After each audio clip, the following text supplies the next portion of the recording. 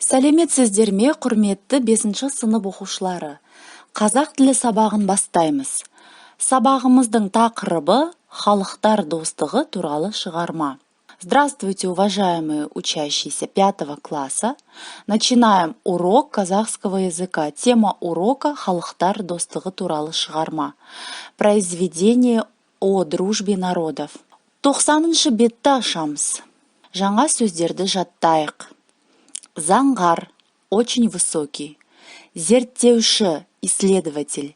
Сыйлығының иегері, обладатель премии. Ал енді 90-шы бетті ашып, 3-ші тапсырманы қарайық. Страница 93 задание. Мәтінді тыңда, прослушай текст. Түсініп оқы. Внимательно прочитай. Мұхтар Мұханұлы Мағауин 1940 жылы 2 ақпанда Семей облысы, қазіргі Шығыс Қазақстан облысы, Шұбартау ауданында туған. Мұхтар Мағауин тарихшы, көрнекті жазушы, қазақтың ауыз әдебиетін зерттеуші, ғалым.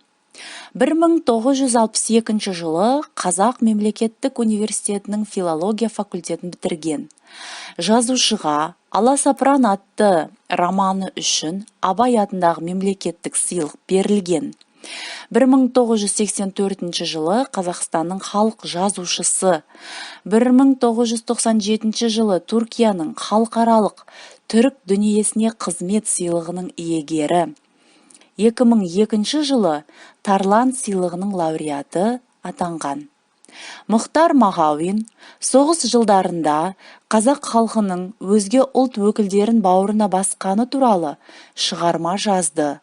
Ол бір атаның балалары повесі.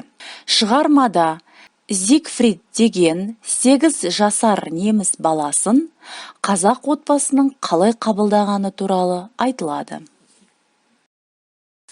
Мұхтар Муханович Мағауин родился в 1940 году 2 апреля в районе Шубартау Семипалатинской области, ныне Восточно-Казахстанская область.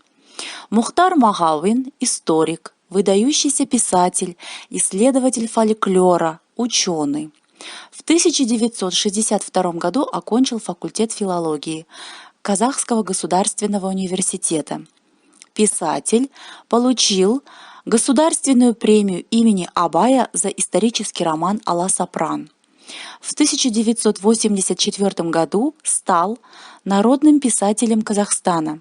В 1997 году лауреатом премии международного конкурса Турции за заслуги перед тюркским миром. В 2002 году стал лауреатом премии Тарлан. Мұхтар Мағауин писал о том, как во время Великой Отечественной войны казахский народ приютил у себя представителей других наций. Это повесть «Дети одного отца», бір атаның балалары. В произведении рассказывается, как 8-летнего немецкого мальчика Зигфрида приняла казахская семья. А теперь открываем страницу 91, 91-ші бетті ашып, 4-ші тапсырмаға қараймыз.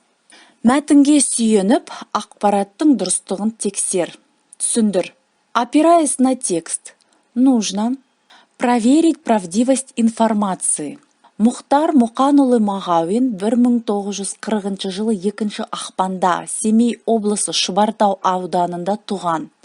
Это правда или неправда? Если это верное утверждение, то есть если в тексте написано именно так, то мы ставим галочку или плюсик в графе «Дұрыс».